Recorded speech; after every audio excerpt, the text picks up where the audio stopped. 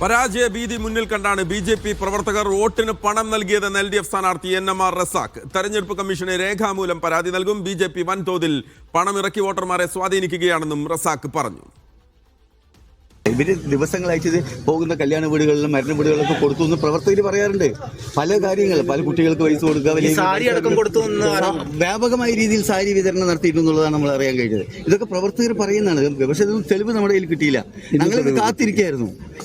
ഇത് ഒരിക്കലും എന്തായാലും ഒരിക്കലും അകപ്പെടുന്നുള്ള കാര്യം ഉറപ്പായിരുന്നു. അത് ഇന്നത്തെ ഒരു അവസരത്തിൽ അകപ്പെട്ടു. മണ്ഡലം വ്യാപകമായ രീതിയിൽ ചെയ്യുന്നുണ്ട്. ഇവിടെ അവർ നേതൃത്വം നൽകിയിട്ട് ചെയ്തുകൊണ്ടിരിക്കണം. ഇത് മാത്രമേ ബാക്കി പല പോളറൈസേഷനും വേണ്ടി ഇവർ ശ്രമിച്ചുകൊണ്ടിരിക്കുന്നുണ്ട്.